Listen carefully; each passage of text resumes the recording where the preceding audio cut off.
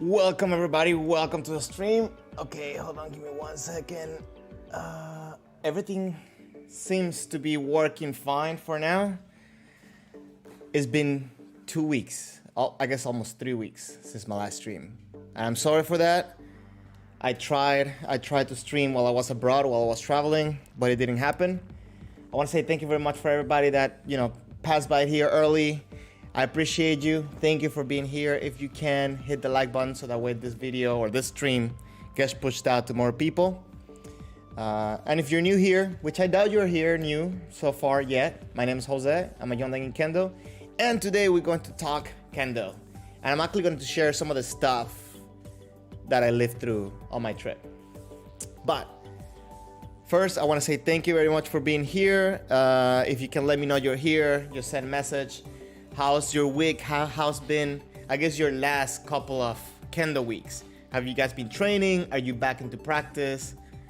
Full on practice, mask, online? Let me know. Theo, welcome to the chat. Nice beer. I just haven't had a time to shave, I guess, and I'm still finding out like all my stuff because like it's a little bit of a mess so far in my house. Shen, thank you very much for passing by. Thank you for letting me know you're here. Welcome to the chat. Actually, you've been sending out some awesome gifts in the Discord, which by the way, let me pin the Discord. So that way anybody that would like to join the Discord, you can just click the link on the top. There you go. It should be at the top. Also, let me put the chat on the screen. That way everybody can see what's happening here in the stream. Again, thank you very much for passing by, being here so early. Is the music loud? Hold on, because I haven't put up my headphones yet. Okay, you let me know if the music is loud. So Theo, you're finally getting the hang of basic footwork and kamae from the online beginners classes. You can walk again. So question, have you gotten blisters? Have you had any problems? What other problems are you having? Are you having like calf? Like is your calf getting exhausted? What's the problems you've been having with your kamae there? It's interesting because, and this is something I wanted to share from my trip as well, that with this whole corona situation, we've been able to validate online classes and at least get some structural benefits on doing it. Because I think before, especially for Kendo, it's kind of like, it was never really okay. It was kind of like looked down upon, but I think throughout all these challenges of the past 2 years, we being able to make something good out of that and make a format and make a curriculum in order to make sure that we get new students, we keep progressing and everything, we keep getting better in Kendo. Give me 1 second, because I see that this light right here is kind of like too bright and too like on the edge.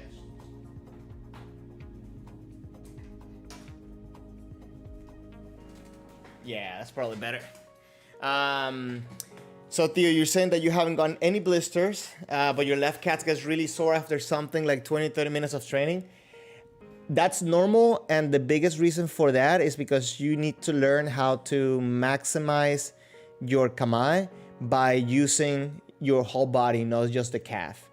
So I think that the best thing for me that has helped me with that is just like doing a lot of footwork, even like at home. I do, especially like I think that if you do it slower, it tends to be a little bit more challenging for your, for your supportive muscles, and it'll help you understand like how the relationship between them. And then if you do it faster, then you'll be more fluid, right? But get the foundations and then move on to be faster. That's my advice. So I got back on Monday last week. I went over to Europe for, I think, like about 10 to 12 days, something like that. And I did have some good practices while I was abroad. Well, let me tell you, this week I've been able to just kind of come back and kind of start putting into play some of the things that I picked up from my trip. I always like to do that right when I come back from a trip. And it's kind of like the moment where like I feel awkward, I feel weird trying to implement those things naturally, because obviously I'm thinking too much. So I feel like, I hold back myself a lot with that. But let me tell you a little bit of my trip, if you guys would like. Joni, welcome to the chat. Thank you for passing by. You said a week ago you had a summer seminar in Finland and you jumped from 4th Q to EQ, from Yonki to EQ. That's awesome. Yeah, that's great, because like I know in the Qs it's easier to do that, so congratulations. Yeah, so you have, how is it now? Is it 3 months or 6 months to go into Shodan? Because I think it's 3 months between Qs, and then from EQ to Shodan is 6 months, right? I forgot, I'm sorry. Theo, you've been trying to get a little bit of footwork practice every day at home. And also with the videos that I put out. Thank you very much. So you get to know how it feels to do the right thing. Yeah, and that's one of the biggest feedback that I learned. That a lot of times, actually, a sensei told me this: do not necessarily remember what you're being told, in the sense that you don't need to remember every word, but it's very important to remember how it feels when you do it right, so you can replicate. It's easier to remember that feeling than it is to remember every little detail and word, right? Obviously, you want to make sure that you have some of the knowledge and the words still in your brain. Pokemon, 6 months indeed, if you're not mistaken, from EQ to Shodan. And well, Johnny, I think maybe every federation can do some specific things. I don't know, but I think well, here in US, I think it's 6 months. Now I'm hesitant. I think at some point they changed it. I don't know. So you're hoping, Johnny, that you have your own seminar so you can take the Shodan exam. In that seminar, how far up do they examinate? I'm looking for an opportunity to go for my Goldan. So I'm looking to any opportunities that I can take. So yeah, that's actually, you know what? And Pokemon, you're saying how often do you have grains in Finland? Yeah, I would like to know that. And how high up? Because I feel that in Europe, it's a little bit more common to find a Golden examination. I know here in the US, it's twice a year. So it can be challenging, like with scheduling, with, like your availability from work and so on. So it's definitely something that I would like to look at different options. I haven't heard anything regarding US having Golden testing. So that's why I'm looking for any opportunity I got, because I do want to try it out. And if you guys didn't know, one of my main reasons to take the trip that I took was because I wanted to try to go for my Golden exam. And unfortunately, I wasn't able to go into Germany, which is where the test happened. Actually, let me tell you a little bit about my trip, because I think there's a lot of things, Kendo and non-Kendo related, that I think that are useful to know when it comes to travel right now. So the first thing is that my trip got so weird. I bought my ticket through a, what's it called, like a travel agency company, like a travel company, one of those website things, right? And for some reason, I put the dates what I wanted to travel, and then for some reason it gave me kind of like flexible dates. So I bought my ticket without looking at it, I guess, because I put the dates that I wanted, and I checked the date that was coming back, so it was the right date. And I guess I didn't check the date. Oh, kidding. I checked the date when I was landing there, which was a day after when I left. So I thought the ticket was fine. And then I was supposed to leave on a Tuesday, or at least in my mind. And on Sunday, I get like the check-in email. And normally you get those 24 hours before. Now, I was doing the stream when I got that email, so I didn't really pay attention to it, and then I just forgot because I was like, okay, I need to go the next day. Now, I had to take the PCR test the next day on the morning, and then I check on my phone after I take the PCR test, and it's like my trip is that day. So I was freaking out. I called the travel agency trying to be like, hey, like my ticket, it's wrong. I was supposed to leave tomorrow because I had the appointment for today to do my PCR. My PCR is not ready. And to be honest, I wasn't even packed yet either. I was planning on packing that day after work. But I went to call them. I spent 4 hours on the phone with the company. And every time that lady was checking up for like a different alternative, even though she was pushing it more and more, the trip, every time it would come out more expensive. I kid you not. The first option was like $900.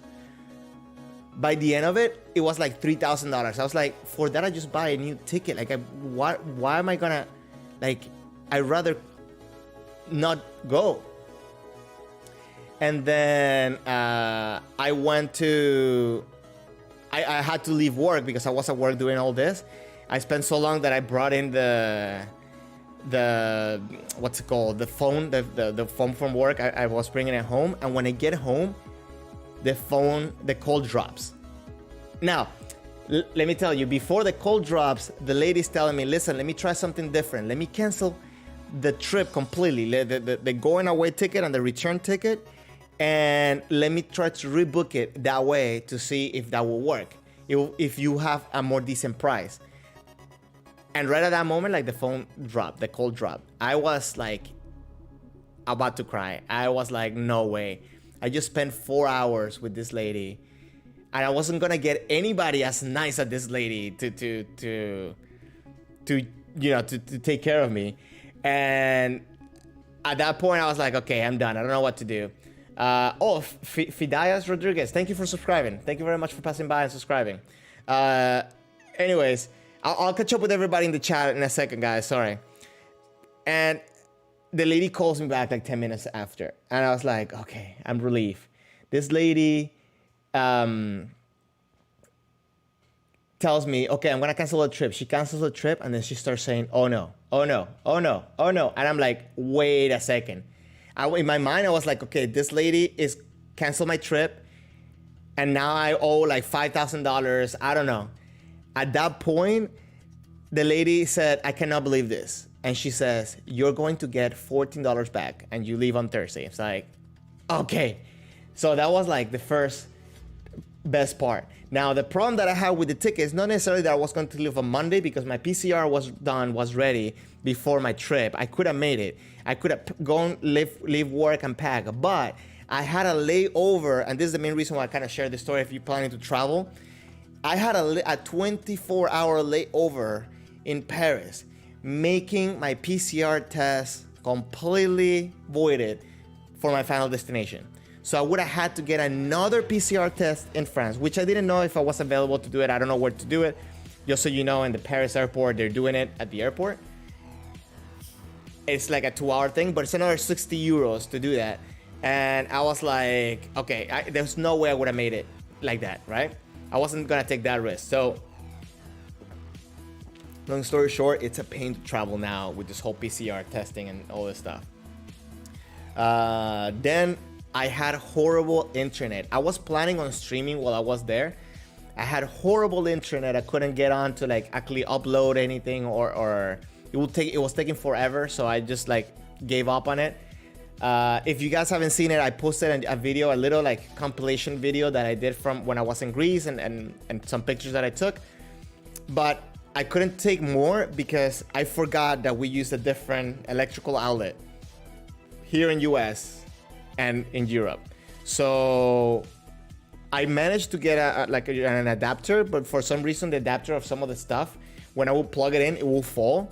So even to charge my phone, to charge my my computer, stuff like that, at the hotel in Greece, what I had to do, I had to put the adapter, put the plug, and then behind it, put a little fridge that they had in the room so that we wouldn't fall over. So it was impossible to charge any more than one thing at once. It was horrible. My internet connection was so bad that like my phone kind of like log out of like iMessage, so I couldn't send direct messages. I had to go through WhatsApp. Emails weren't getting through. It was horrible, guys. It sucked. But I did have managed to do a lot of good kendo and a lot of good fun. So I'm happy I did that. I'm not happy that my nose had to be tested so many times. That's the part that I'm not happy with. Let me catch up with some of these comments. So Pokemon, you said, okay, how often do you have? And Johnny, you said there's 2 or 3 big seminars a year usually in Finland, but COVID, of course, you know, it depends. And there was grading up to Jondan in Finland in that seminar, so you're not sure about the others. Okay, cool. Yeah, I'm just asking just to see what the the status on testing and where the testing is going to be, because I definitely would like to find the closest opportunity to do that. Now, I do want to share something because I guess some people haven't seen my video on it. A lot of people kept asking me about it, but a lot of people were super surprised that I brought my bogu and my shinais with me in my trip. Now, I know some of you might seen it if you go to one of my older videos on Kendo travel, and I used a golf cover bag. So I actually put it out here so I can show it and I can actually give you the details. And if you have any questions, you can just let me know. Let me see if I can put this camera over here. Okay, so hopefully you can see that over here, right?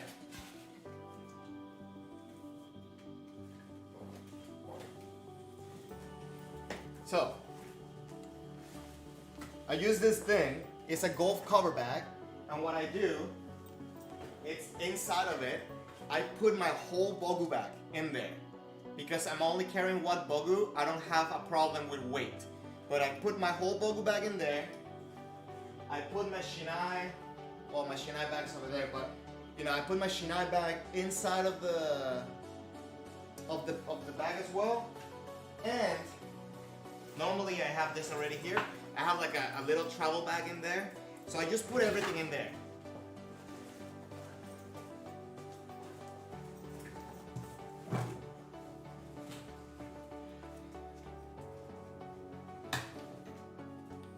Easy and simple. But now here's the secret, and here is the big point when it comes to use the golf cover bag. Because if you go to most websites of airlines, they have a specific clause or a specific line when it comes to golf bag.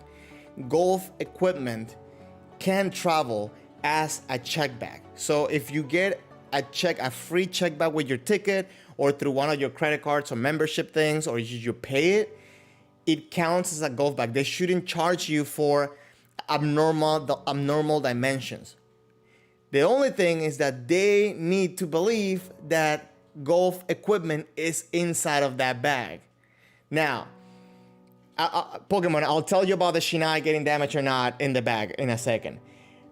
Now, they need to believe that there's golf equipment inside. So as long as you say, it's a golf bag, right? Like when I go to the airport, I give it and said it's a golf bag. As long as it's not overweight. So it's under the 50 pound, and I don't know how much is in kilograms. As long as it's under 50 pounds and it weighs fine, they will take it as a golf bag.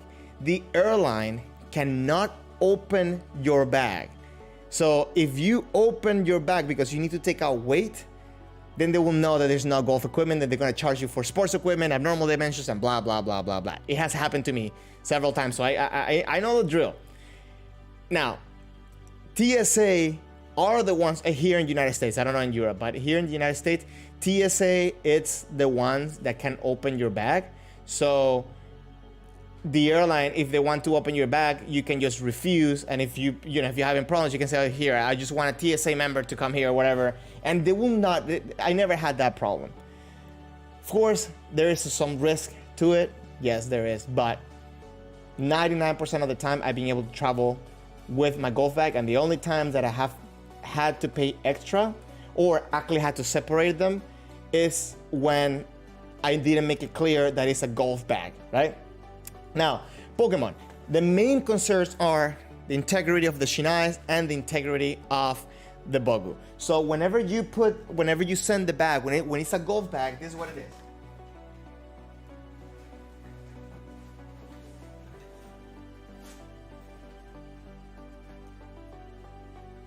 Oh no, so this one doesn't say it. But most of the time they will put a sticker that says, 3-week care, whatever. So normally with golf bags, they're pretty careful because, and this is what I heard, people complain if you messed up their golf clubs. So apparently this is like a rich people type of thing that, golf, it's okay, so whatever, I don't know. And for some reason, golf equipment has a specific clause and they treat it with care. So I never had a problem with the shiai. If anything, with the friction and stuff, sometimes the fabric will tear and stuff like that. And then that's why I normally just put the whole bogu bag inside. So if I'm being careful with weight, what I will do is I take off the bogu bag and then just cover it up with a towel or something in front just to make sure that it doesn't, like if something pierces or whatever, it will not mess up my bogu. But normally I've been able to carry 2 bogus and 2 sets of shiais with Boken for testing and blah, blah, blah with no problem whatsoever. Shen, it is a golf cover bag. If you go into in the Discord server, I have like some of the links for the Amazon. I actually have one, and I think this is that one that I have. You can get a soft cover one, or you can get a hard cover one. The hard cover one will protect more your bogu, obviously, but it will be heavier, so you have less space to put in there, less stuff to put in there. So now when I travel, I do those things where I can put my bag, my bogu bag, and my shiais. And if I have the problem that they tell me, oh, your bag is too big or whatever, specifically this bag, if I take off the shiai, it folds over and like it clamps with the straps that it has, so it can travel as a regular size bag, and I'll just pay for the shiais extra. Or for example, if I fly Delta most of the time and I have the Delta credit card and they give me an extra free check bag, so I have no problems if I have to do that. Pokemon, you say a good tip. You happen to have an old video of how you pack the golf cover bag. Yes, if you check my channel, there are a couple, and there's some suggestions that I have for golf bags. Let me see if I can probably find one of those. Let me see. But everybody was so surprised. Now, I think it was last week or the week before we were talking about oiling your shiai and so on. And let me tell you, I experienced that dry shiai when I was on my trip. I kid you not, my shiai looked different when I was over there. As soon as I took it out of the bag, it looked weird. It looked like dry. And I brought 3 shiais. And of the 3 shiais, I brought 2, and with those 2, I actually managed to make 1. So yeah, that was a big bummer. But anyways, I made it there. I made it back. Pokemon, I posted in the chat. I just posted the videos for one of the videos that I have for the travel case, for the travel bag, so you can see it. And I just gotta remind everybody that if you would like to support the channel, you can check out some of the merch, and that will help support the quality of these videos and the Discord server as well. So I'll welcome you to pass by and check it out. And of course, please, if you haven't, you should check out this Discord server because it's amazing. We have good conversations there. Shen sends amazing gifts about Kendo, and he keeps everybody engaged on the conversation, so I love it. And if you can, guys, please hit the like button. Just take 1 second, so that way my stream gets pushed out to more people. I will appreciate it. So Pokemon, you said you'll find it, and oh yeah, like the stream XP, or you mean the Discord XP? The experience thing. You lost me. Oh no, okay, maybe you put like a smiley face with a tongue out. Sorry, I thought you said XP, but okay, yes, please, everybody like the stream, hit the like button. Anyways, so I guess I should have said this before. I should have give you the plan, but I'm gonna do it now. My idea for today, you know, we like to watch some Kendo videos here. We like to talk about Kendo here. I talked a little bit about my travel and some of the stuff, but today I got an idea. In Facebook, somebody made the recommendation to make a video about breaking down the elements of small men. And I thought, okay, that's actually a very good idea for a video. So I went and found a video that I think, I found, you know, a Kenshi that I think shows great technique, you know, great execution. And that's Teramoto Sensei from the Osaka police. And I thought, like, wait, why am I doing it on my own? I probably should do it in the stream with everybody. So what I wanted to do today, one of the things I want to do, some of the videos, I want to break down a Kihon video that I found from Teramoto Sensei, break down the elements on small men, how to hopefully improve our small men.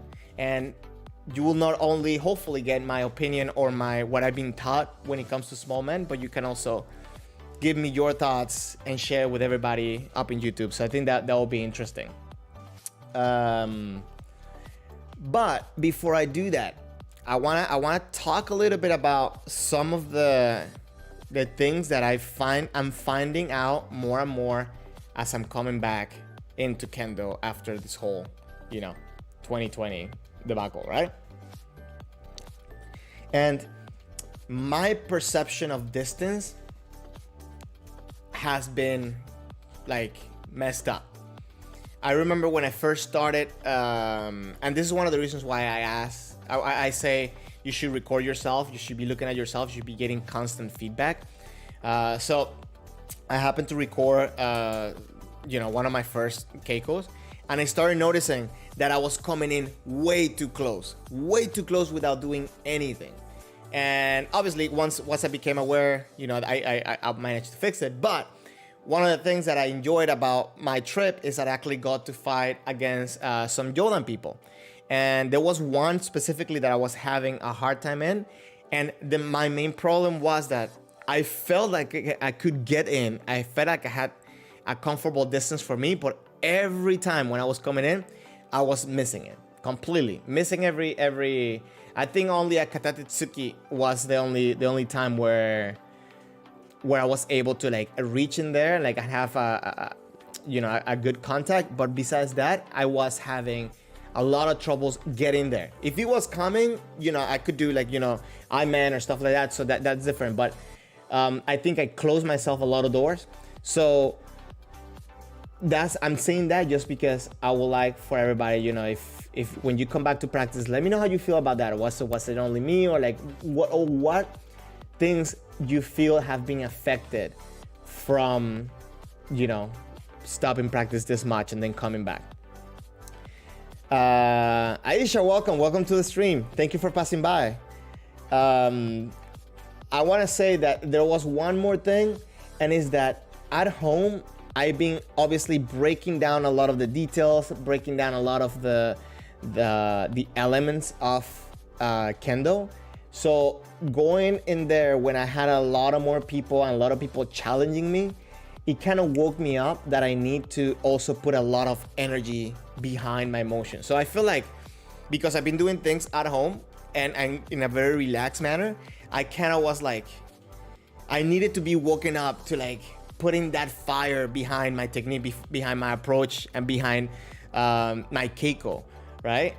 So that's another thing that I want to be, you know, hopefully making everybody mindful. And I want your feedback. I want to know if you went through that as well, or maybe like yours was a different thing. But those are the things that that I feel like I had the most challenge with.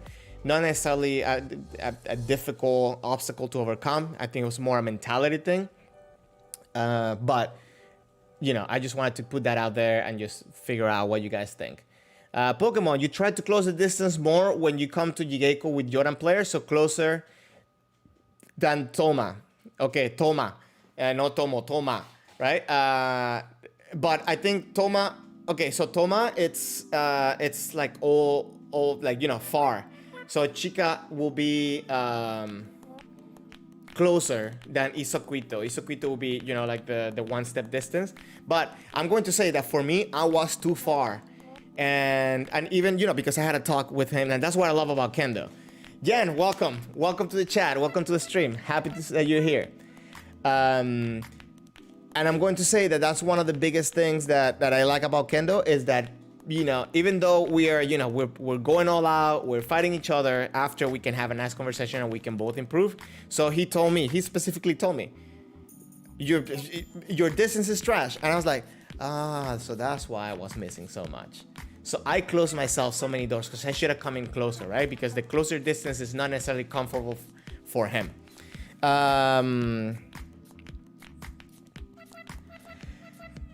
Jan, do I think? I guess I can say the introduction for the whole small man thing. I guess you're coming directly to what I said I was going to talk about. So, okay, so I'm going to show a couple videos to break down small men. So Jan, your question is, do you think that it's worth dividing small men into multiple categories, or is there only one small man? I think I don't think there's a benefit of complicating the whole thing about making different categories of small men. I think just adding more things to something that I think should be simple, it's not. I don't see the benefit, or how can we improve our Kendo by knowing more names of the same thing.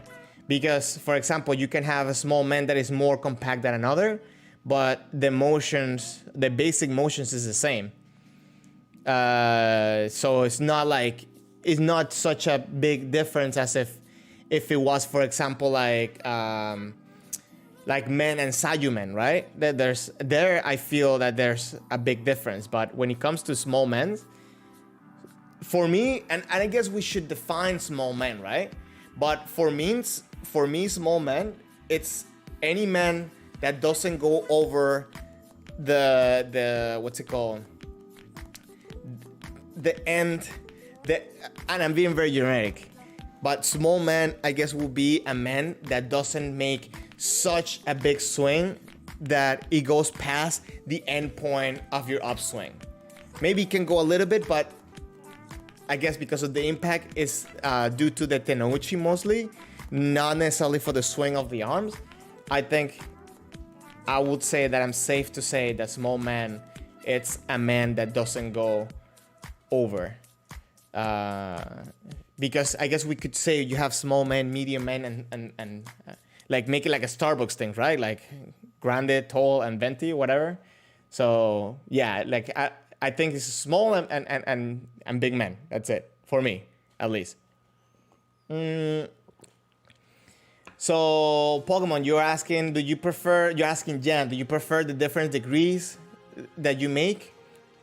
So Pokemon, when you're talking about degrees, are you talking about degrees on the way up, or or angle? Like what are you trying to say? Sorry. And I guess I should get my tiny Shinai. Theo Venti, man. Yeah, right. Like if Starbucks ran a dojo, I think that would be the definitions, right? You imagine that? Anyways, so that's personal thought. That's how I've been taught.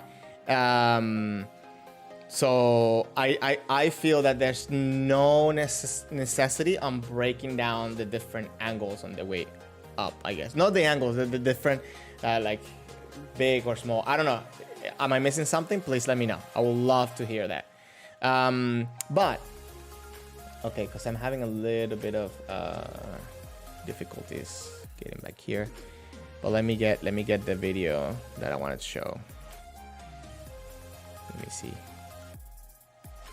Hold on. How do I close? Okay, let me mute this real quick.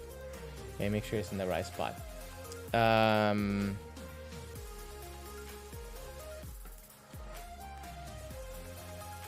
Okay. So again, I chose Teramoto for this specific breakdown. The reason for that is because not only I think he has a great technique, a great approach on his man. I have felt it, and it's like very straightforward. He comes very straightforward. I enjoy it, and of course you guys know I'm biased towards Osaka Police, so of course I had to do that. But let's see. Okay, so you guys can see good there. Let me know. Let me bring this down a little bit.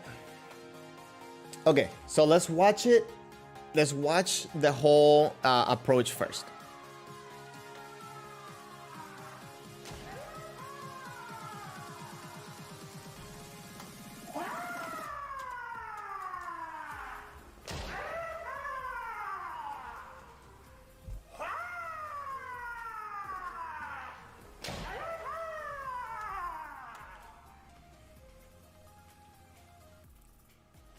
Okay. So from that, did anybody pick up anything interesting, anything that you would like to mention to start breaking down this motion? Let me know. I'm going to say this real quick. I actually have a link to all the videos that I'm going to show today. I'm going to be experimenting a little bit with that. So what I'm going to do is that I will post all the links in the Discord server. So if you would like to go see any of these videos, I'll find a spot just to put them up for the stream, so you can go and watch all these videos on your own as well. Everything I got from YouTube, and so you can get that. Anyways, so let me slow this down a little bit. Whenever I like to break down any waza, I like to start first with the bottom, with the feet. I know Jan is going to make a joke about how much I like to look at feet, but that's what I do. And the reason for that is because I feel that, especially with small techniques, you have to create power with your whole body, and it all starts with the ground. So the momentum starts being built up as soon as he starts taking the step. So let's see if a slow motion plays out. He takes one step forward, creates momentum, and then pushes with the left leg again to go for the men. Now, not every dojo necessarily trains like this. I know that they go one step and then men. Some dojos do men straight up from one position. This is how they train in the Osaka Police. So, it's just their way. I'm not saying you have to do it like that, but I'm saying that's how they do it. Okay, let me show you different angles so you see that too. Left leg, as soon as he takes the first step forward, he brings the left leg down, look, and then he starts pushing immediately with it. And one thing that you can, I made a video on Fumikiri, which is that push with the left leg, right at, towards the end to push your body forward. And I think that's essential to create stability and to create power to go through and to actually execute a good timing. A lot of people at the beginning specifically, when they want to do a small waza, they just kind of throw their hands. So you see that it's very weak or it doesn't have very good impact. I think most of it is because their body's not coming in with it. And engaging the left leg like this, it's definitely the way to go. Hold on, because I feel like I messed it up because I went to somewhere else. Okay. Now, again, left leg, right after the first momentum step, you're gonna see that the left leg, I'll pause it right there, right at that moment. See, left leg pushes, and then right here, he re-engages the leg. Now, mind you, the hands have not really gone up to start the swing. He is pushing a little bit forward to create that connection, to keep that connection with the opponent, but he hasn't lifted the shiai yet. He hasn't really done the push with the left hand. At this point, at least this is the way I feel it, and I train it, is that at this point I'm trying to create the connection between the left leg and my core to keep all this steady. A lot of times I see that people, whenever they don't have that stability on their core, their back or their like the upper body kind of like drags back, and you want to avoid that. You want to make sure that you come in forward and you push through with the left leg and you keep the body going straight forward. It also makes it a lot harder to predict when he's keeping the body so straight forward towards the opponent. Tobias, greeting from Hamburg. Good to talk to all of you. Thank you very much for passing by. I really appreciate you being here. We're breaking down small men. And right now, so far, we just started with the feet pretty much. And we talked about how the hands, although they're engaged, they're pushing forward, they haven't really gone to the upswing. Okay.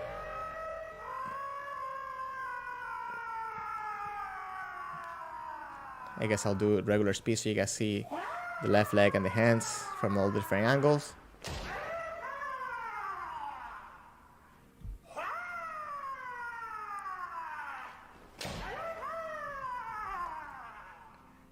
Okay.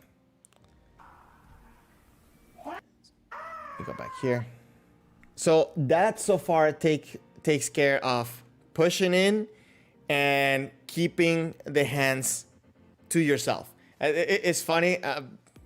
I like to make this joke whenever I'm practicing this or when I'm talking about this, but keeping your hands to yourself, I think is essential, because again, some people tend to get angsty or try to reach over the opponent with their hands before they haven't really engaged their body.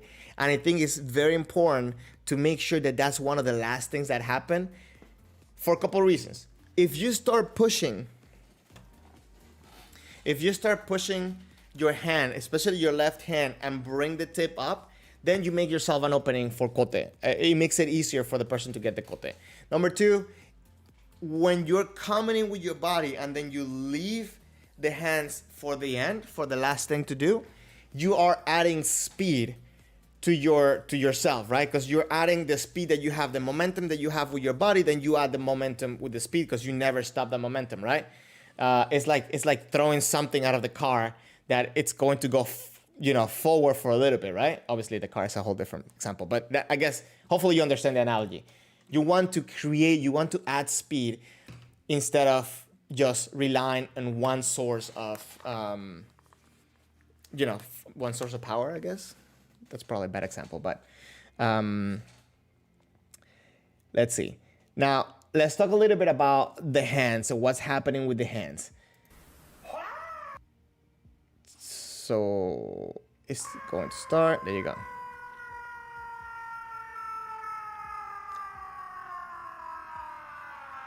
Now here, how is it that I go frame by frame?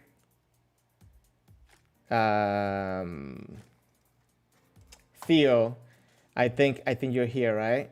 How is it that I go frame by frame? I think it was like the little arrow or something. Hold on. Oh, no, too much. Dang it. Let me see. Is this one? Or is it this one? Okay, I don't want to mess it up, so I'll try to go like this.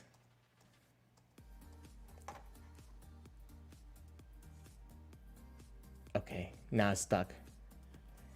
Oh, press E. Okay, press E for frame by frame. Oh, thank you, Theo. You're the best. So, how do we go back? With W? No, W doesn't go back.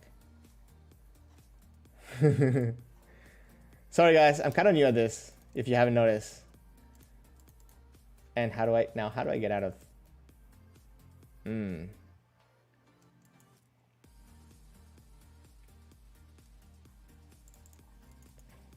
Sorry guys, this sucks. I suck at this. I tried E. Hey Steven, welcome to the stream. Sorry, you caught me in a bad moment because now I don't know how to get out of this.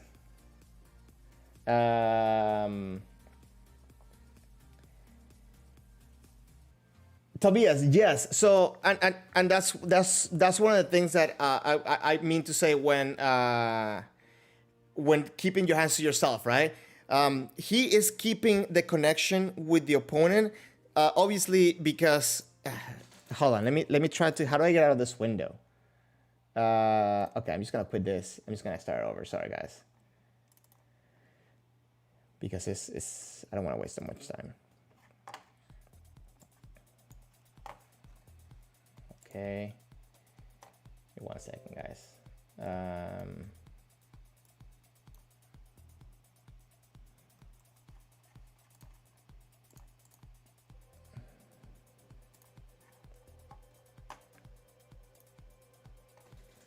Okay, so there we go. Okay, this is big man Kirikashi. And I'm gonna use big man in a second just to give the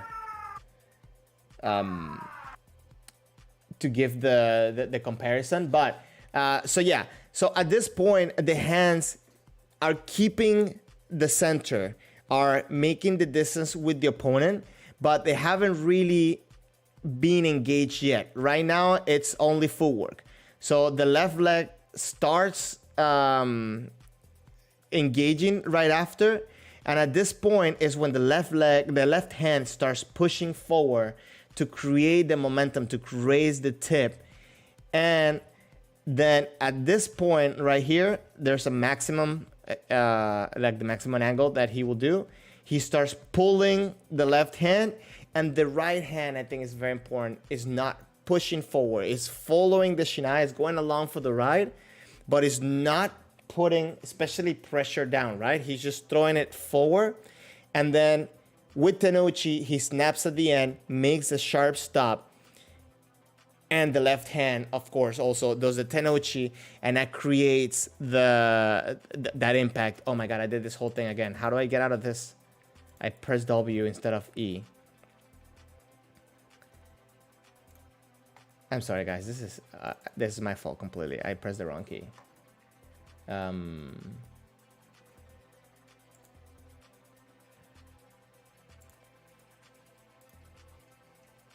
Okay.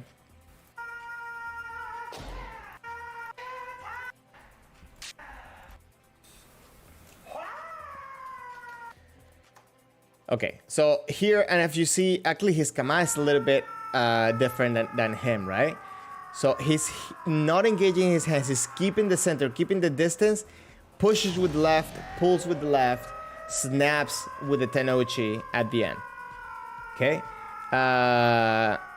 Obviously, when you have two hands, instead of like, for example, Jodan, with Jodan, you do tenouchi with one, but with both hands, where you're in Chudan, it's slightly different because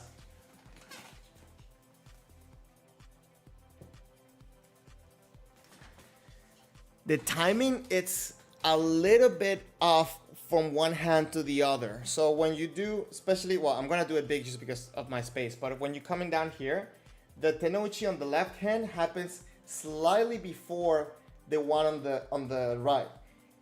On here, when you push for the left and then you pull, same thing. It's the tenouchi starts with the left slightly before, but they both end at the same time. Okay, so it's a push and a pull. So that's the basics when it comes to the tenouchi for small men. Jan, you were out for a phone call. Soko, man, thank you very much for coming back. Appreciate it. Now, one last thing that I want to make sure that I point out. So obviously the right arm goes up slightly, right? One thing that I think we should avoid, unless like there's some certain occasions that's different, like Katsugi, right?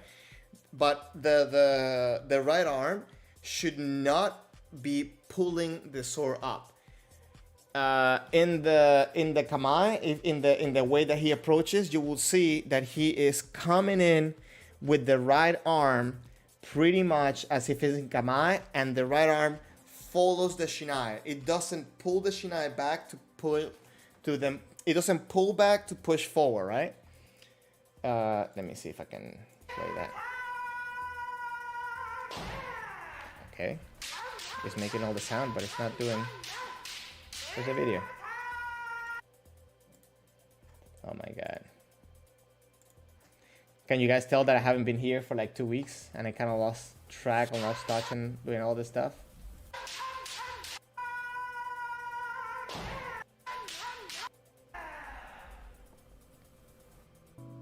Okay.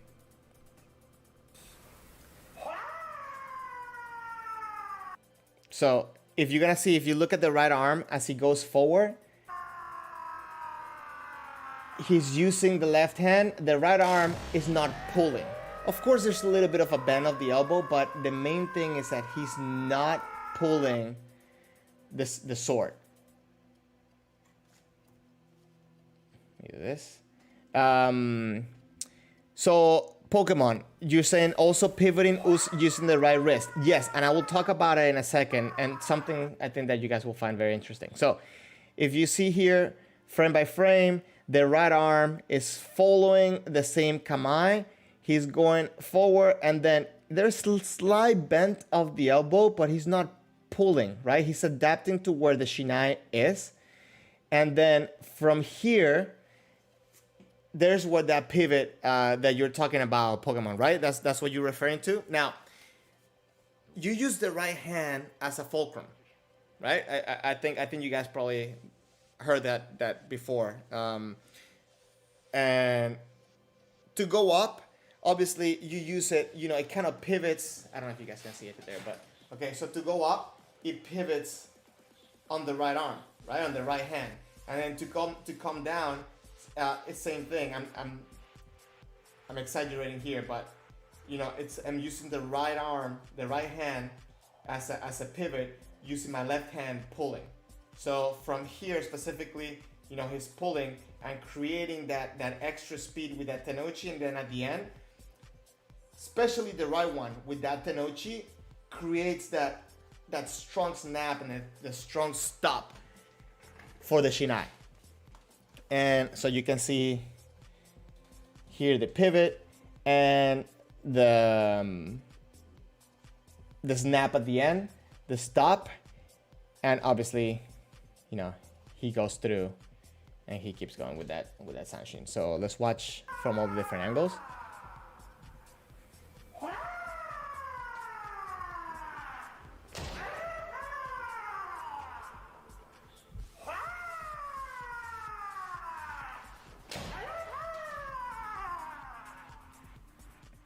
Okay, now there's another thing that I want to break down as well, and it's a little bit of the timing of when things happen, and you know how they compare with other parts of the body. So let's work that out real quick. So ideally you want to have the impact being at the same time as the fumikomi, right? Or that's where we're taught. So, but if you notice here, hold on. If you notice here, the strike comes in and then the fumikomi comes down, right? Now, there's something very interesting. I don't know if anybody has heard this before. I don't know if anybody see it this way. This is something that I was told, and if you let me know what you think about this. But the contact he's making here, he's making the contact with the sword before the fumikomi, but how do I say this? A lot of times people make the target to be down here, right? That you want to cut all the way down here. So if your target is right here, you're tapping. You want to imagine that you're cutting into the person, right? So what I was told is that fumikomi tends to happen are where the target it's at. right? Because you're aiming for here, so your timing with your footwork is here. And what that does, it actually creates more power as you're coming in, because you're not aiming to tap here. You're aiming to strike into the opponent as you're coming in. So that's one timing point that I don't know how you guys see it, but that's some of the things that I've been told about. Now, the other point, it's when to do that whole push-pull with the left hand. Now, I'm gonna go frame by frame. So he goes first in, he engages or he anchors or he braces the left leg to start pushing. At this point, upper hands are not engaged yet. They start engaging at that moment when there is that extra push, when that fumikiri, if you wanna use that word right now, when that fumikiri starts taking action. So it's kind of like the very last section of the left leg. Obviously, it depends on distance as well, right? But you want to engage your whole body. You want to start building up the tension from the bottom into your core, into your lats, into your shoulders, into your arms, and kind of explode at the very last moment, right? And at this point, all the muscles should be engaged, except obviously for the fumikomi. He engaged the upper part of the leg to bring up the leg, but the only part that like right now will be, I guess, the below the leg, the hamstrings and so on. They're not engaged yet because he's keeping that relaxed until the very last moment. That's right here, right? And at this moment, when he starts engaging for that fumikomi, is when the left hand should start kind of like making that extra, that tenouchi part at the end. And of course, there's a follow through, which I can make a whole video about that. That's a whole different thing. But what Pokemon, you said interesting concept you will try next week. So again, I know sometimes I tend to like overthink stuff. I tend to make it complicated, but I promise I'm trying to do it in order to just make things easier. I'm trying to find better ways to explain all this stuff. I'm trying to find better ways to explain it to the students that I practice with and anybody that asks me. So that's how I've seen the execution of small men, that you want to keep your upper body relaxed until that moment, that timing when you're pushing with the left leg and to go forward. Now, one thing that I don't know if I said it, but I'm gonna say it, is that when you engage the right arm, what muscles you should engage. Actually, maybe we should break down some of the muscle engagement based on part, right? So I'm going to skip a little bit of the first step, okay? Because that's another video. It's like this basic okuriashi. But in here, right at this point, the beginning of the motion, when he engages the left leg, the whole leg is being engaged. Okay, a lot of people think that just when you're in kama, you should just engage the calf, and I don't think so. I think your whole leg is engaged, your glutes and your core is engaged to come forward. I think from here, from the do and above, everything's trying to be relaxed. At this point, again, the right leg is engaging in order to throw the knee forward, to push the knee forward. Now, here is when we start seeing that push with the left hand, and the right arm starting to lift. So again, we're not lifting with our bicep. We're actually using more of our shoulder. Kind of like we're following the shiai, and we're actually keeping the joint very relaxed, because at the end, we're going to throw the power, kind of like a whip, I guess will be a way to see it. And then at this point, after he pushed with the left leg, here at this point, right here, when the fumikomi starts coming down, that's when he starts engaging, or I guess we can call it pulling the trigger, right? Like he's pulling the trigger maybe. That's when I feel that, for me at least, the left leg has already executed all his motion. I'm engaging my lats, I'm engaging my core, and at the next point, when the fumikomi starts going down, is when I start engaging my tenouchi. Let's watch it from different angles.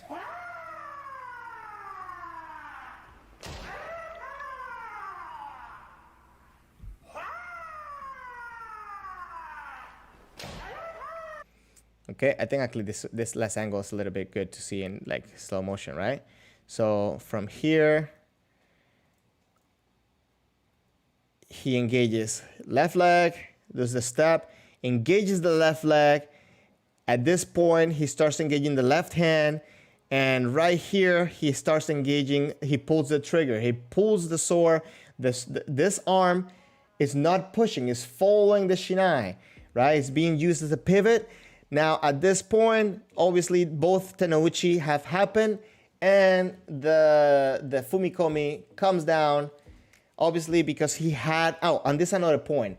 You don't want to fight the impossible. You don't want to fight down into the man. So after the impact, he's relaxing his hands, he's relaxing his wrist, and that's why the tip goes up, okay? He's not pulling it up. He's not bringing the hands out from the target. He is allowing the natural bounce and then keeping his hands towards his opponent so he can go through, okay? Now, Steven, you said that literally what you needed to hear, you picked up too many bad habits on the COVID break. And this is one of the things I feel that this time has been an opportunity to kind of break down some of the things that we do, some of the analysis of the things that we can do to improve our kendo. So hopefully that's something that we can, we can bring up and we can actually get better. Tobias, so the tenouchi is letting the shiai bounce back from the man. Yeah, because you do tenouchi, but then you relax, right? And the reason you relax is not so the shiai bounces up. It's so you can be ready to do another waza.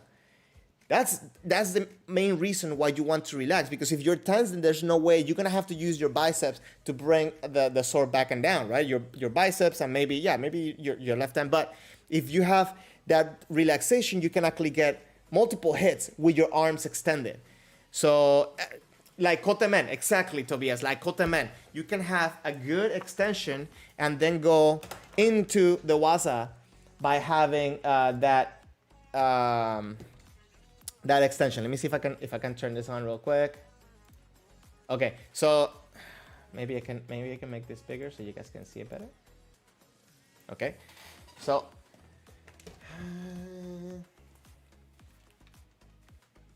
whenever he does a tenouchi, right? Well, for kotemen, you can do kotemen with, and that was like one for me coming, right? But you can do kotemen and then with extension. But if your wrists are tight, then that's what you see people do that type of motion, right? Where they hit and they hit like this, where obviously this is more effective, right? So pop, up, instead of pop, pop. I hope that makes sense.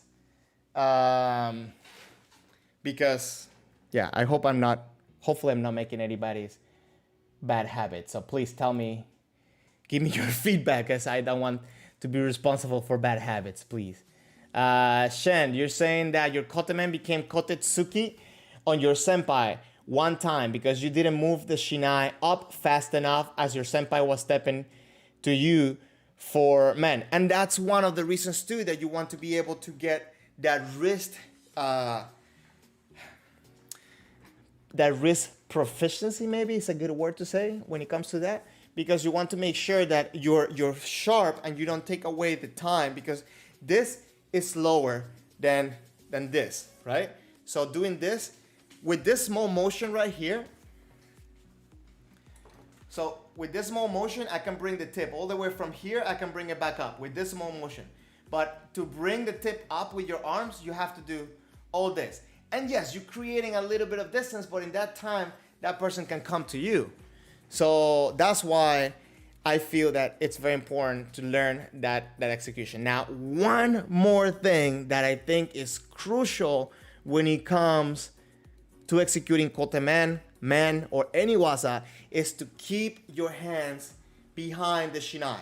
If you put them to the side, you're not gonna be able to create power, to create a good impact and a solid approach towards your opponent. Okay? I think it's very crucial that we do that. That we make sure that we keep our hands behind the shinai. I like to think kind of keeping my palms towards my opponent, because if I do this, then it's harder for me to actually go towards my opponent. In this case, it's like kind of like if I'm going for, but still, it's yeah, I like to keep my palms towards my opponent. But let me know your thoughts. Let me know how you learn or how you execute a small man. Now, if you notice, and we did a little bit of a breakdown when Teramoto Sensei was doing the men, that he brings the tip pretty much to the ceiling, right? Like he pretty much points the tip up. There is different degrees of how big we can do and how small. And the trick, or it's not a trick, and the secret to that, to get a good impact, is using your whole body and using your wrist with the tenouchi. So, quick little recap, quick little things about this whole breakdown of small men. You have to engage your left leg, you have to push in your left leg, keeping your body straight and creating momentum. Use more than your calf, use your whole leg. Engage the left hand by pushing, and then at the moment when you start engaging the fumikomi, pulling to bring down the tip. And the tenouchi starts with the left hand, but they end at the same time, left and right. And then after they relax, so you're ready for the next technique. What else? I feel like I'm missing some other stuff. Engage your core and keep your body solid, going forward to your opponent, towards your opponent, instead of kind of letting your body just drag behind. Start with your feet, not with your hands. Keep your hands to yourself to the very last second, to that moment when you start engaging the left hand. And the right arm, the right hand, does not pull or push the shinai. It follows the path of the shinai and then stops it at the end. Hope that makes sense. Hope I'm not making stuff up. Hopefully I'm remembering a lot of the stuff that I've been taught correctly. Now, there's another topic that I kind of don't want to touch. No, I don't want to touch. I don't like to touch too much because I'm not very knowledgeable. Sorry guys, my throat is like super dry after practice today. But there are subtle differences in different parts of Japan of how some of these basics are executed. I'm gonna give you a little bit of the basic rundowns because again, I'm not very knowledgeable in all of these, but I know some places prefer to do push and then, so it's like push like that. Some other places prefer to go, like it's a little bit more compact, and you push with your left hand and you follow the shinai at the same time, rather than, like I guess this is a little bit of different than this, right? And what was the other one?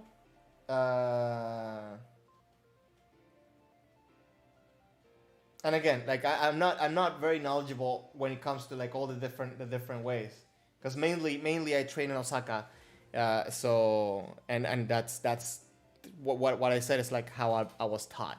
Hopefully I remember everything right though. But if anybody knows any different ways to come in for small men, yeah, please let me know.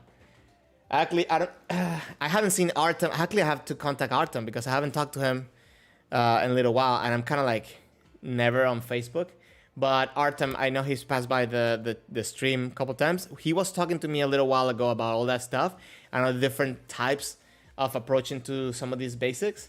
So I think he'll be a nice person to give a comparison, because I think he does know a lot more than I do when it comes to that. But yeah, any question, comment, concerns about all this stuff, please let me know. So what I thought we could do today, after we analyze a little bit of small men, it's also watch some men Ippon compilation. So that would be the plan for the next video to watch. But so yeah, but that's what it is. Let me start preparing that men compilation. And again, all the videos that I'm playing today, I'm going to start setting up maybe like a section on the Discord, so you can see the videos for yourself. I'll post all the links, so hopefully that'll be useful for everybody. Just to make sure if you want to go back and watch some of these videos. Okay, let me set up this real quick.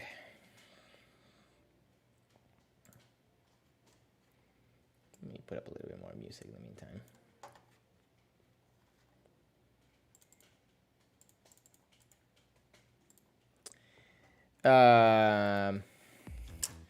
Pokemon, you saying that I should use the resource section for the videos? Yeah, maybe. I mean, this is the thing. I don't want to overcrowd all that stuff. So maybe what I can do is that I can do a brand new channel, kind of like an info. Oh, I can probably do it in the Kendo tips general, whatever. Yeah, I'll think about it, because I don't want to, like, a lot of people do a lot. I'll put it in the resources. That'll probably be the smartest thing. I wanted to make it where I don't overwhelm what you guys are posting and all the good stuff that you guys are posting, but also if somebody wants to go back to some of the videos on the stream, they can be easy to find, because I was thinking maybe organizing it by dates of the streams that I do. Because thanks to you guys, you got me into this VLC things, and I figured out that I don't have to download the video before I play it. I can just literally go from there into you know, the stream, and I don't have to download it and like make a mess in my computer. So Theo's been a big driving force when it comes to that. Again, for everybody that would like to join the Discord link is in the top. And of course, I have to say that you can go check out some of the merch that I have. If you like this sweater, it's my Kendo sweater. The reason why I make this sweater is very specific. I'm gonna make a video about it, talking about what Kendo is. I kind of want to make a simple video for people to know what Kendo is, but also have it to be meaningful to all of us, that we know what Kendo is. So yeah, there's a specific reason. And I actually took this from Grievous Sensei. He says that the Ken part of Kendo, it's easy, right? Well, the Do, that's what's challenging for us to do every day. So yeah, I guess I just gave you away the main squeeze of the video. But anyways, what was I? Okay, Ippon. So I'm sorry guys, I'm a little bit too slow today. I'm still having some connection issues. You guys will not believe, to my trip, I took my computer. I took two computers. I took my regular computer, and I took the PC so I could stream. I brought some lights. I brought the camera, and yeah, it was crazy. It was crazy, and I couldn't do it at the end of the day. That sucked. Okay, so this is pretty straightforward. It's an Ippon men. It's a men Ippon compilation with some with slow motions after it. Not all of the men are going to be small men. Okay, I'm going to say that from the get-go. But I think the first one is actually a Koteka Shimen. But I thought it would be interesting just to kind of try to figure out which ones are really small men, which ones are big, and what variations do we see. So yeah, please let me know what you think, and please let me know all the what do you see up in here. Okay, hold on. Let me take off the music real quick, because it's too loud. At least for me. And let me make sure that we have a little bit more volume in here, because it's kind of slow, kind of low. Yeah, Kayashimen, right? Koteka Shimen.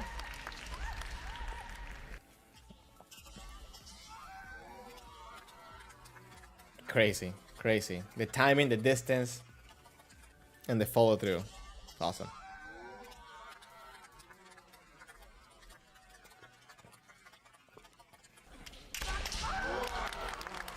What is it? What are you doing watching the same? Is it the same man over and over? What happened? Okay, no. I feel like this was going to be either... Oh, I actually thought that white was going to do the man. This is more like a Katsugi, right? This is very interesting. Let's do frame by frame on this one. I like this one. So he puts the pressure forward, closes the distance. His opponent kind of gives him pressure back. So I'm guessing that he maybe anticipated like a man, so he was trying to do kaeshi, and maybe that's why he had that angle. And then from there, he just went straight forward for the man. Very interesting. Not a small man though. Definitely not a small man.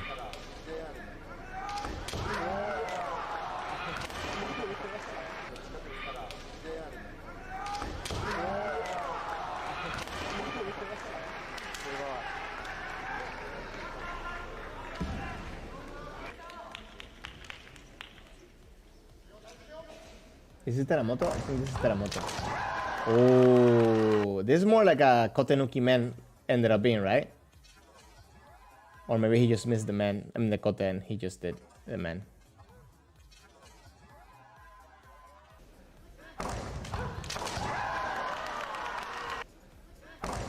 I think that's Teramoto who just got the man.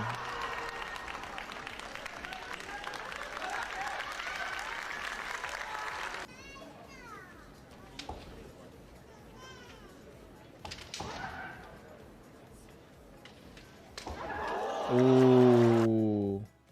Interesting enough, you see when you do all this like change of angles, that you're gonna see him go like left, right, left. It's so important to have the right hand on the right place at the last time, and like you know, to aim with it, so that way you can use the left hand to kind of pull the trigger, right? I like that expression now, to say to pull the trigger.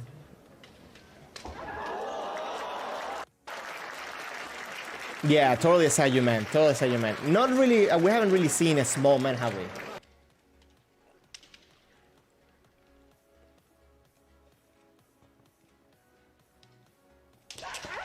Oh, Kaeshi man, right? But okay, he hit like the Sayu man. Look at the face of the people back here, especially this guy. Look how, like, oh.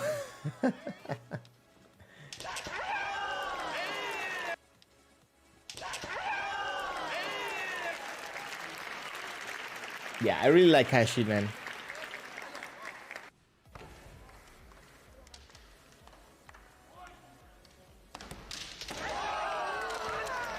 It's the same guy? Same fight?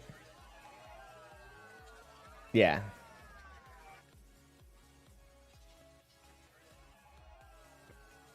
And the more you see this, and the more you study the small man, you see the importance of the left hand working together with the right hand, right? Because, yeah, the right hand can add power to the sword, but it's exponentially, it's so much force that you can create with the left hand that I think it's crucial that we really work on. We work hard on it. Oh, okay. I'm going to watch this one now. Let's watch the next replay. Okay, let me go frame by frame. So here he comes in a little bit. Maybe he was thinking that maybe he was gonna go for men and he was gonna try to do a Kashido. I don't know. He comes in a very defensive way, right? He adjusts. He puts his hands towards his opponent, a little bit more like a Katsugi in this position right here, and then he allows the shiai to start going forward, following with the right arm, and then at this point he pulls the trigger, so it ends up being like a small man just starting from the Katsugi position. So he's pulling with the left hand, he is following the shiai, he's not necessarily pushing down with the shiai. Maybe he's pushing forward because he was coming from this position, so he had to like, but he's using his shoulder, right? It's not like he's kind of like extending down. He's extending forward, and he's creating the downward motion with the left hand. I think that's what makes it good. That's what, I guess that's what caught my eye on it.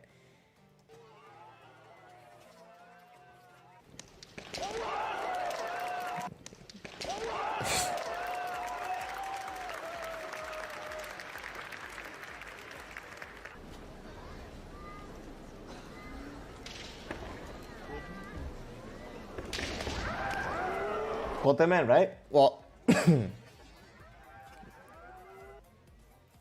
let's go frame by frame because I feel like this will exemplify what we're talking about with the kotemen. So from here, he adjusts the distance, and it's impressive the use of the wrists right here. It's how quick he's able to go from one to the other one, right?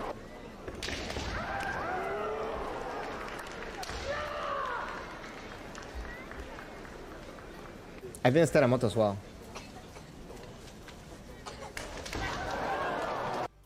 Okay, interesting. Let's see this one real quick. So he's coming in forward, he's putting the pressure. You see, like a lot of times you see this very common. Bringing down the tip, bringing down the sword, threading down so there's an opening up. Obviously he kind of gets desperate. He's trying to go, no, maybe not desperate, but he kind of acted out onto his pressure. And although he came from the side, this is cool. This is impressive because although he came from the side, look, he brings the tip out to the side because maybe he thought he was gonna get hit on the man, so he was trying maybe to like block the man. But he immediately brings the right hand forward straight, and he ends up in this position, which is the same position we talked about, how at the end of the fumikiri, he's engaging the left hand to start bringing the shinai down. He's pulling the trigger at this point and then bringing it down with the tenouchi, doing the snap at the end with the tenouchi. So again, I think everything that we do, that I think the way that you saw from Teramoto Sensei is the kihon. I think it helps a lot to understand how to use this small man's into a shiai situation or keiko situation or shinsa situation.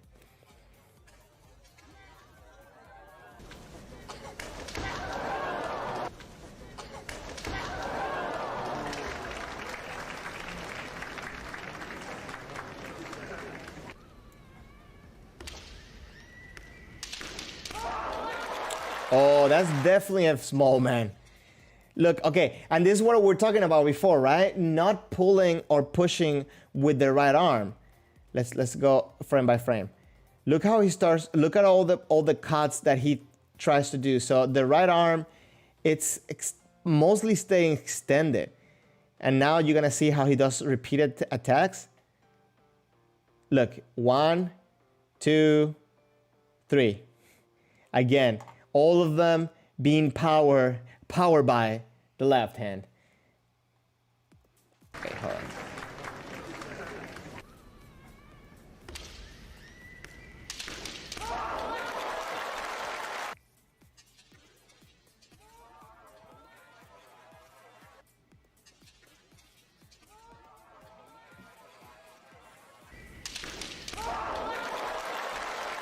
Yeah, crazy.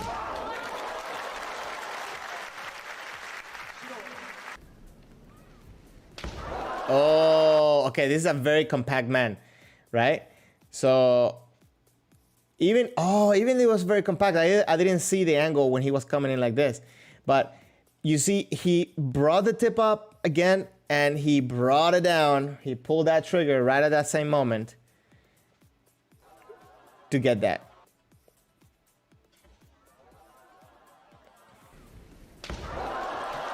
And that sound too.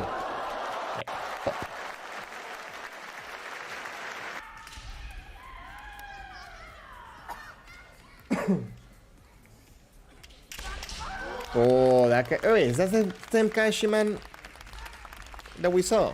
Don't tell me the video repeats.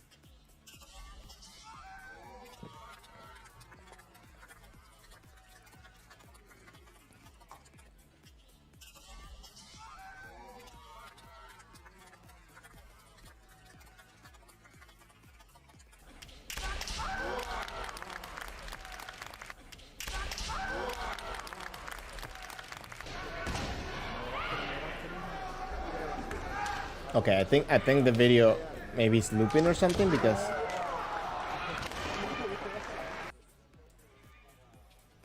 Yeah, we saw that one. So like I'm gonna fast forward and go. Yeah, I think it's looped. Yeah, these dudes are the same ones. Yeah, so I'm just gonna stop this one. So that was all the men we got.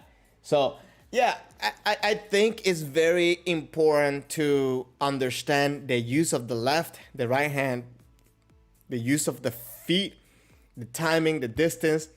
I think it's very important because as you saw, especially for that attack that is multiple times, multiple attacks, it's so important that we used our wrist, use our tenouchi to create that power, and add to the impact, to add to the power, use the body. And of course, you have to have good follow through in order to get that good visual effect, and that obviously the good power to go through. Because if you hit and stop, I feel like you're already kind of like pulling your punches, so you're not gonna get a nice attack. It's going to be always like halfway. It's not going to be committed.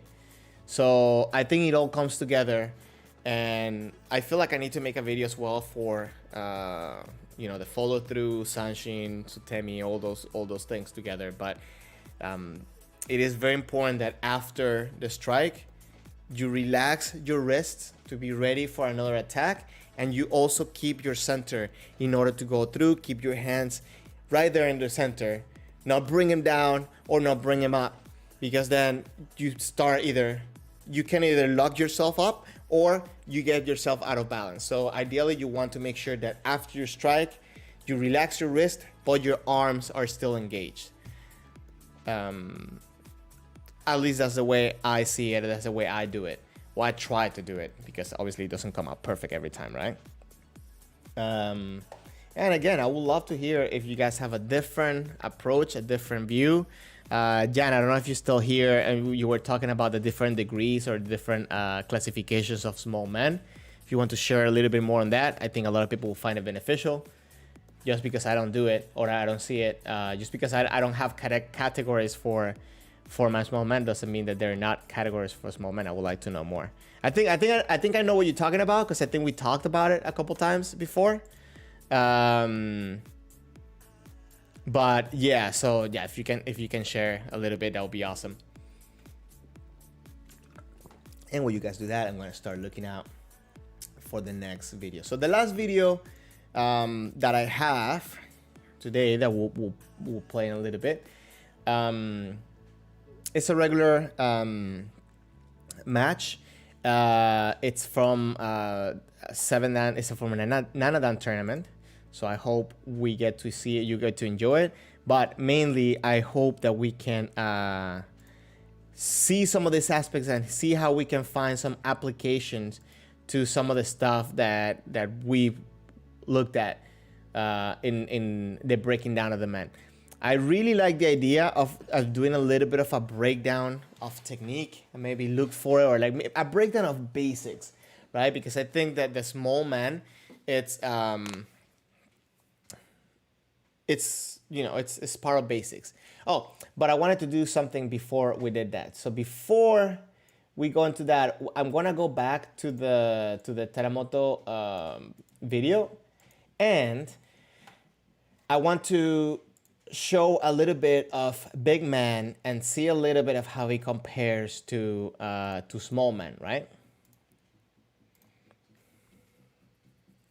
So let me play that. Let me put that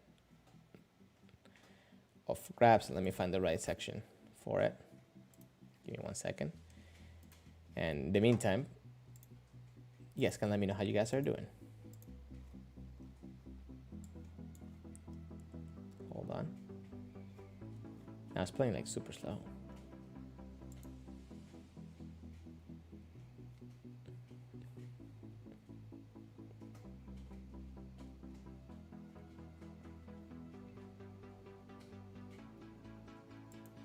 Okay, this is like now playing. What's going on?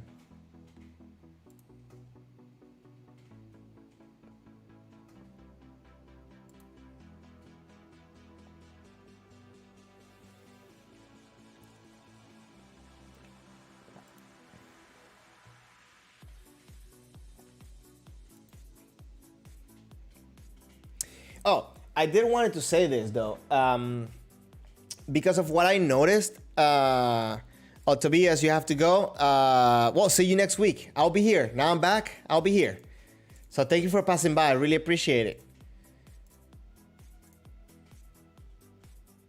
Okay, and now I don't know why the VLC is being so slow. So let me just close it up. I'm opening it back up.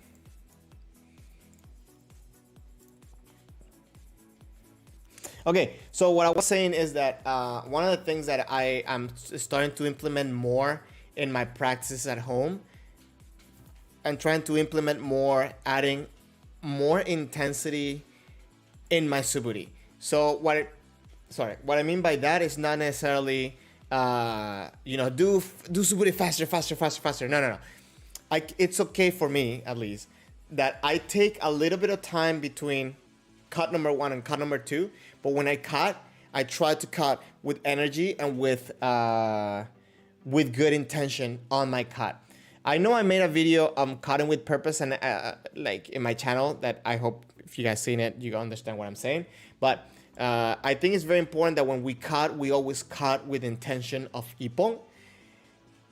And it's not that I lost that throughout my training, because that's always kind of been in the back of my head. But now it's more of it's going to be an ippon, but it's going to be an ippon that is also being challenged. I have to make sure that I'm doing my best for that ippon, that I will not get that ippon unless I'm doing my best. So when you do suburi like that, for me, I can say that, for example, at the beginning of practice, we're doing like a short amount of suburi, but after that short amount of suburi, I feel like all my muscles have been engaged.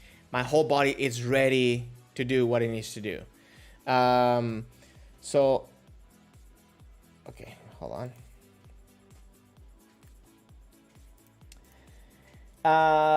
Steven, off topic, but how do you not start hyperventilating after uchikomi?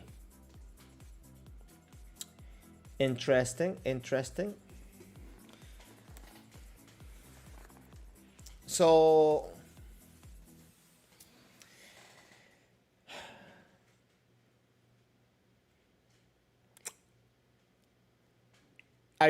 first of all, are you training with mask or without mask? That has to be one of the first questions, I guess. Oh, because of the mask. Ha. Are you using, or first of all, are you using that a plastic thing or something that's going to make your mask be not on your face? That will be number one thing. Because I say I can practice with it, but I prefer not to practice without it. I mean, I can practice without it, but I prefer not to practice without it. I think that's crucial in order to make my practice more sustainable. I guess that will be the word, maybe. But ideally, you want to make sure that, yeah, of course, we're wearing the mask for protection of others. But also, once the mask gets wet, and as it gets close to your face, it's going to be harder and harder to get more oxygen, to get more air into your lungs. So you're gonna have to, pull out more air. So yeah, that's not gonna help out. I've been doing a lot of, not a lot of research, but I've been talking to a lot of people and trying to read some studies like on high altitude training and stuff like that. Not necessarily high altitude training, but like the simulation of high altitude, like those masks that they reduce the intake of air. Not related to Kendo, but I have to say that when it comes to that, is you learning how to control your rhythm, how to control your pace when you're doing the drills or the exercise. So for me, I have to say that I throw myself into Uchikomi, right? And especially for Uchikomi, I'm trying to have a constant breathing. Yes, it will be hard, but for me, when it comes to like the hyperventilating, if I try to keep myself with the kiai, like do long kiai and take deep breath in between when I need to breathe, I think that has helped me. Because if you take shallow breath, you're gonna have to use a lot more force from at least is from my experience. I don't know if anybody else, but yeah, I have to use a lot more force on my lungs, and I get less air. So yeah, I think once I do, like if you do deeper breath, more air can come in a little bit easier. So Steven, you said you try, but it moves up as you practice. The mask moves up. So the one that I have, I can show you.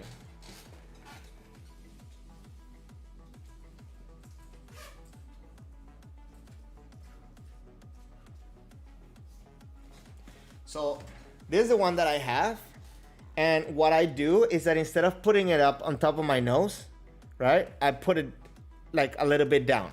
Because remember, the mask is the one that's covering. I guess I should put the mask on too.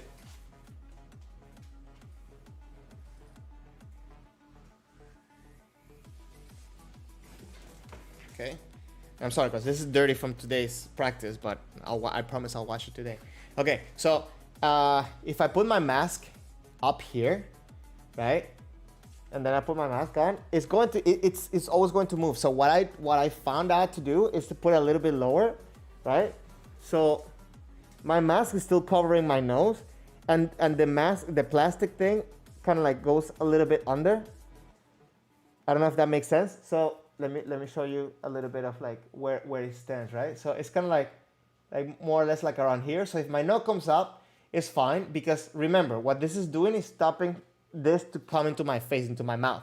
So I tend to put it a little bit lower, a little bit towards the bottom, so that way maybe it's being held up by my chin and the man, and it doesn't really move.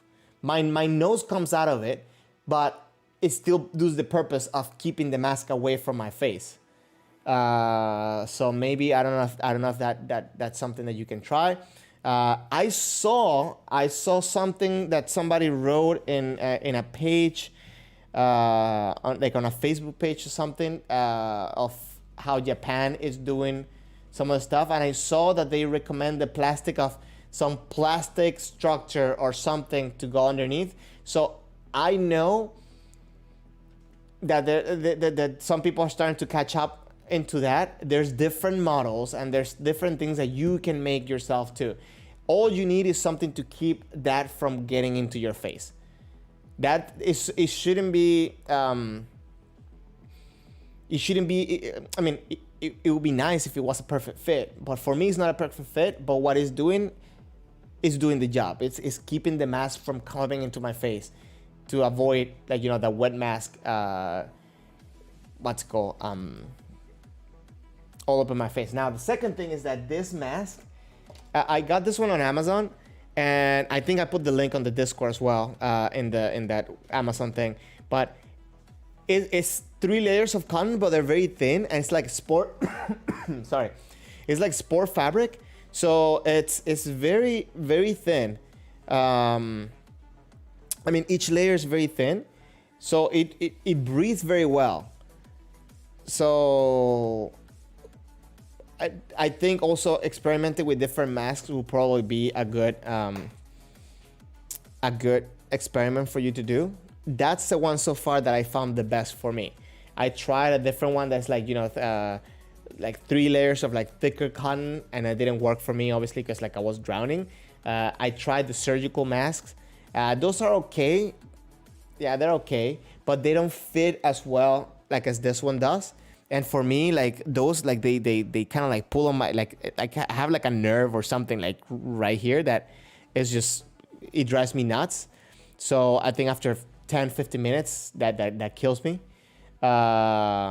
Which, by the way, oh my God, that was the biggest problem that I had when traveling right now, because you gotta travel on the plane with a mask. So I put this on, and with the surgical mask, for some reason, like the way this stretches, it doesn't put that much pressure, but I had to like constantly like be putting it like on the top of my ear or something because it hurts so much. But anyways, so yeah, those, on the K95 or whatever N95 mask, I haven't even tried on the men because they hurt my face when I put them on. So those I don't even try. I wouldn't. So I don't know if it's if you're okay with that, yeah, you can try that. But yeah. Okay, so I hope that answered the question. You have any more Kendo questions? If you or anybody else have any other Kendo questions, you can, I think the title of the stream for today is answering Kendo questions. So I'll be doing that in every stream. Let me see right here. So what I wanted to do, obviously we have only the kirikaeshi. So I'm going to use the kirikaeshi big man in order to study a little bit of the big man motion. But from here, he's coming in, he's pushing in. You see, he has this, he keeps that connection with the shinai as long as possible as he's coming forward, right? Now he brings the left hand up and the right hand up above his head. And from here, he engages or he pulls the trigger right at this point, right when that left leg is doing that last push into the waza, into a technique, right? And again, he hits a little bit before the fumikomi because the target was supposed to be a little bit lower than that. And let's just do the kirikaeshi so that way we do the one that's, the one with the follow through. Hold on.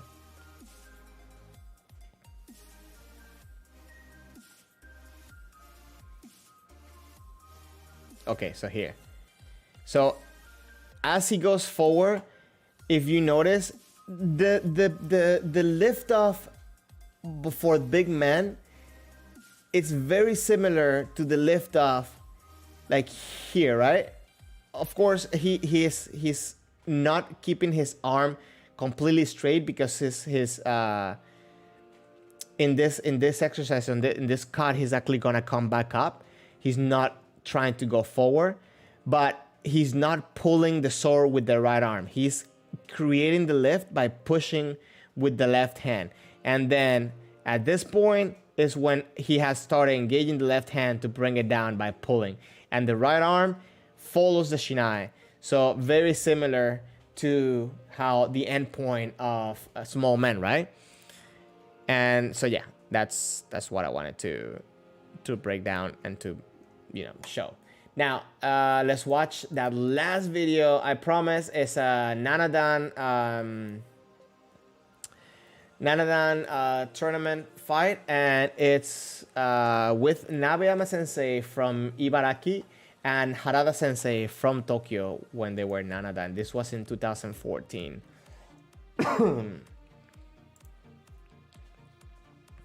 Oh my god, and the other thing that I was afraid when I was traveling, guys, is that what if I will get positive on my PCR to come back? I would be like, I have to stay there for 2 extra weeks and probably not being able to do Kendo if I had a positive PCR, right? Not probably. I probably would have not done Kendo because of all that. Anyways,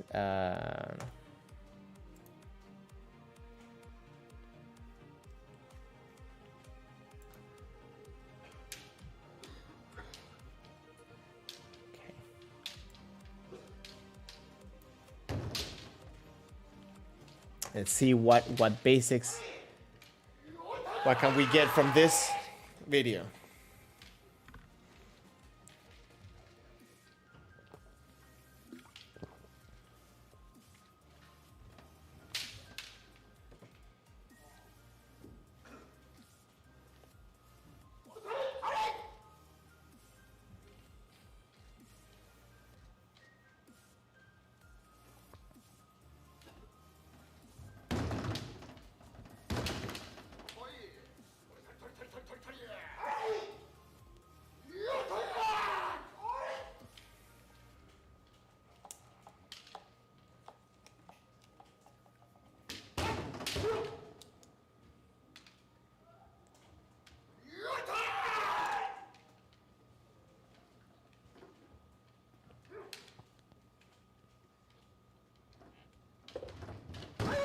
Oof.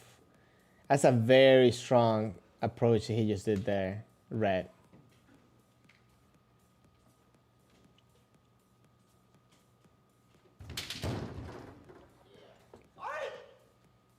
Which red is Nabayama Sensei, by the way?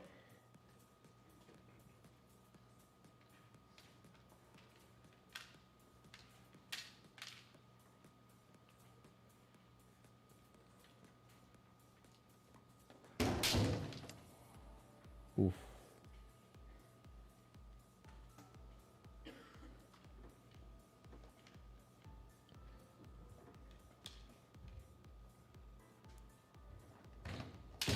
Oof. That attentiveness and that ability to just throw that kote at that moment, it's I think it's very impressive, and it's very dangerous to come in against somebody like that, right? So right now I feel like red kind of has a little bit of an upper hand when it comes to the way that the communication has been, and maybe it's making white kind of a little bit more pushy would be a bad word. Also, white knows that white knows that he needs to close the distance, right?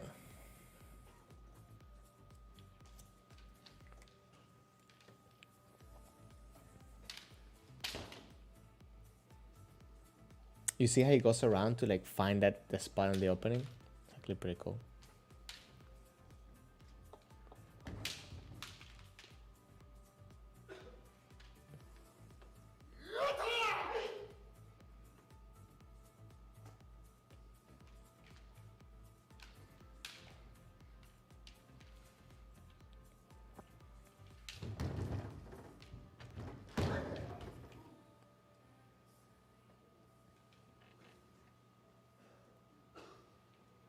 That continued with attack. It's just...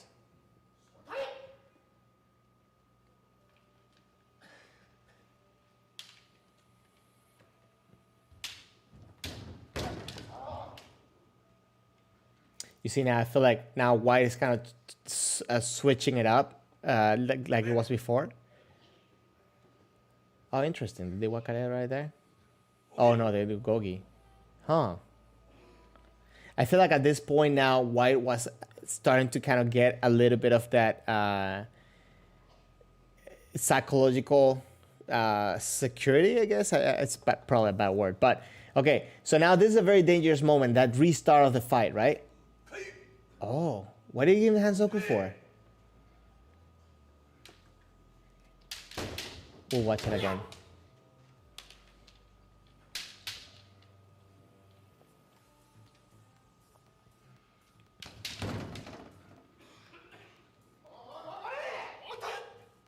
It's interesting to see the energy here, because it's like they're very, very, like the use of the shiai is very interesting.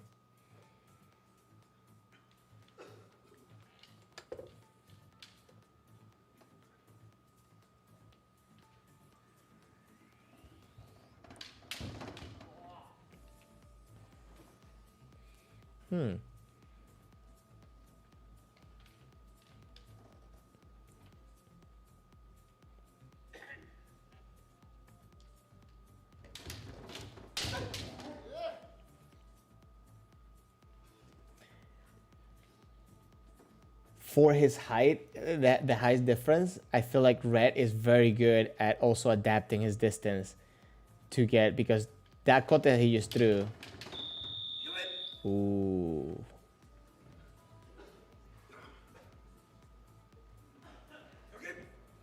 Oh wait, this doesn't have. That's crazy. That's nuts. Oh, maybe okay. I went for that tournament. I didn't get the one with the ippon.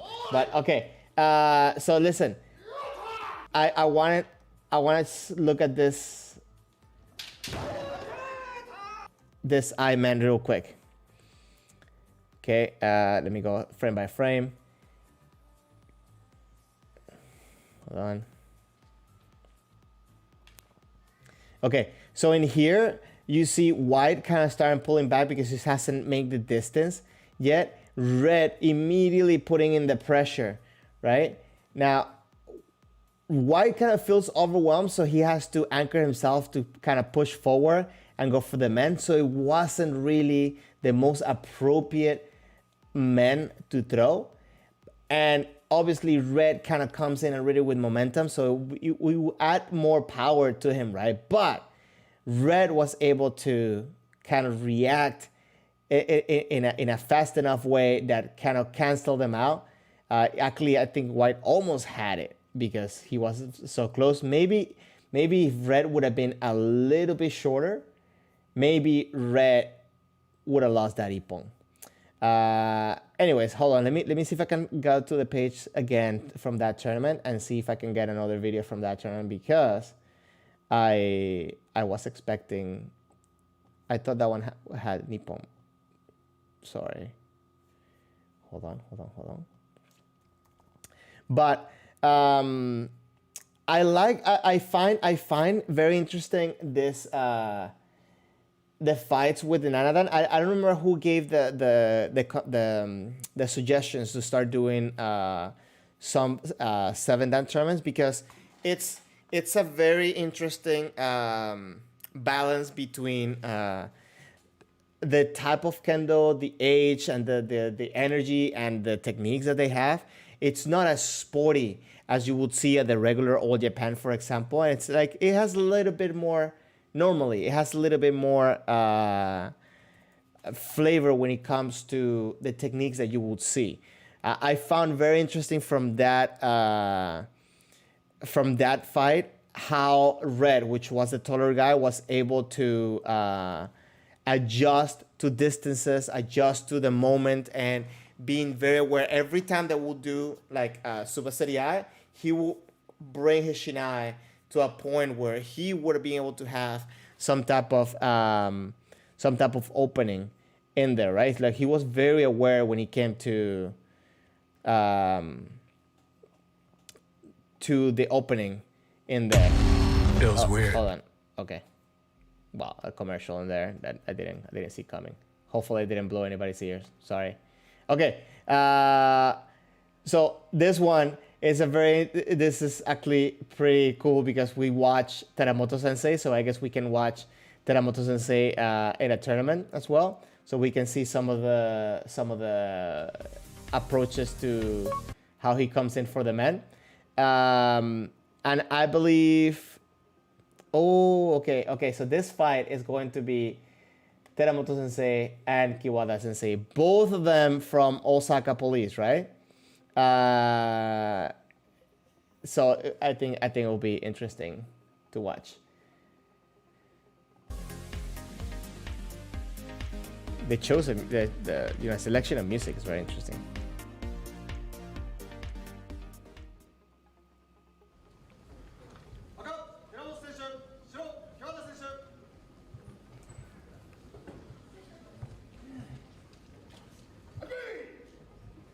So Kiwada on the right, on the white, Teramoto on the left.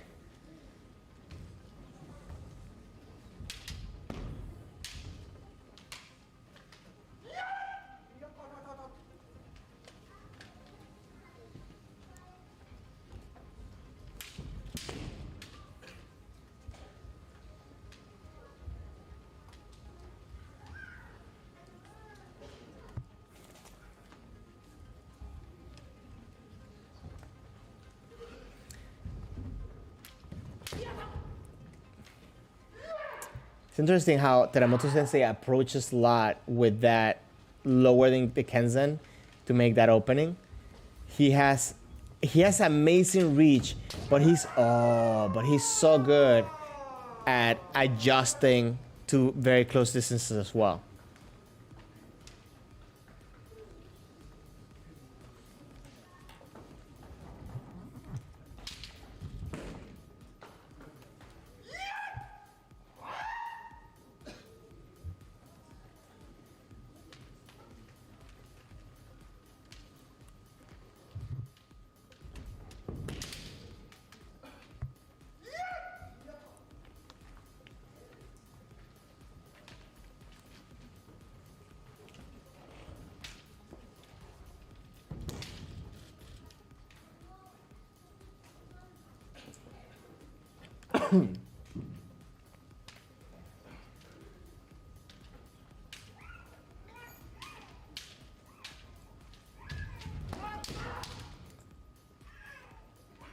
And you see here, you see a little bit more of that communication with the sword, trying to control the sword, where I feel that a lot of times, for example, in the last All Japan, it was more of, you know, approach and attack, approach and attack. I personally enjoyed this type of thing a little bit better. I don't know about you. What do you think?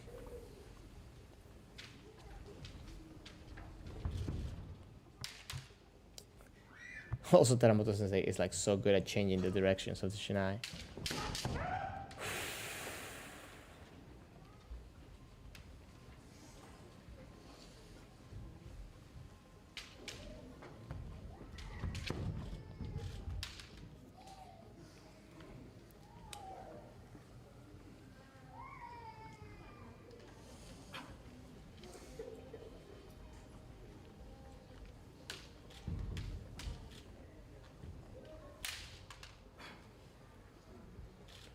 You see how he's okay to come close, to be far. He's very diverse when it comes to his distance ability, Teramoto Sensei.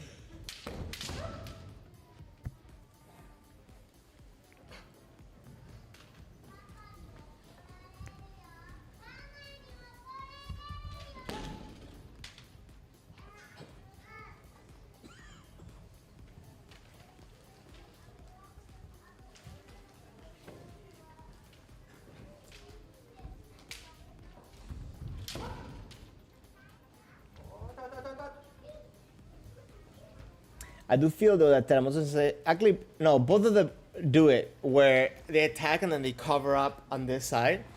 It's interesting.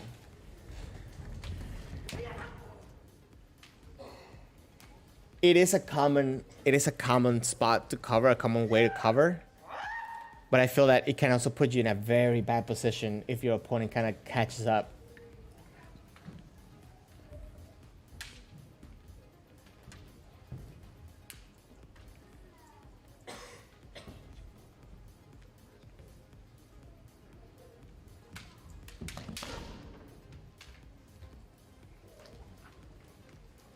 At this point, I feel that Kiwara is kind of being a little bit more aggressive or like closing in the distance more often.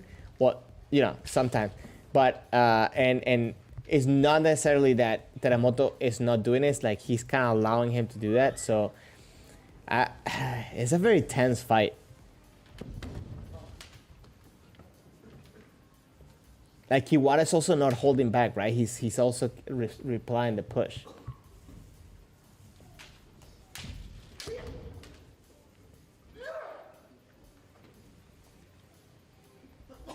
Now, I wonder if anybody will try to do a Gyakudo or a Do in order to get the person kind of start thinking of protecting more the bottom instead of the top.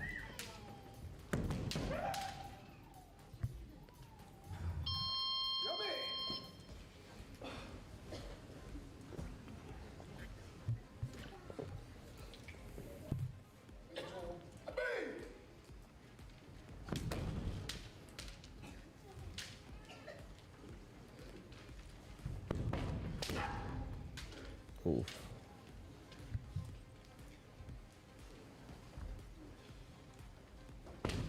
Oh, very interesting how he switched that up, right? It's interesting how the technique or the wasa that was successful was the one that was different throughout the match.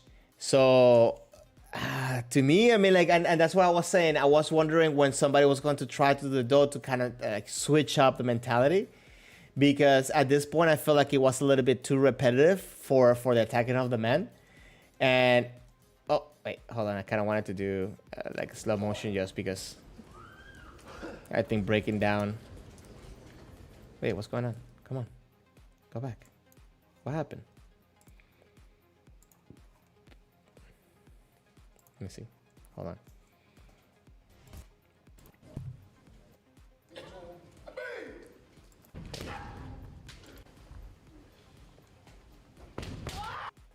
Okay. We'll have to replay. Jan, thank you very much for passing by, man. Have a good one. I'll catch you in the server. I'll catch you in the Discord server, and I'll catch you next week. I hope. Okay. So I kind of wanted to break down a little bit of how he approached the Kaeshido. So Kiwada is the one that's going to do the Kaeshido, and Teramoto obviously is going to get score on. So here it seems that Teramoto started putting the pressure forward, and Kiwada replied, and okay, what? Wait, frame. Come on, next frame, next frame. It's interesting. It's almost like a Nuki-Do, right? Like he almost did like a Nuki-Do in there.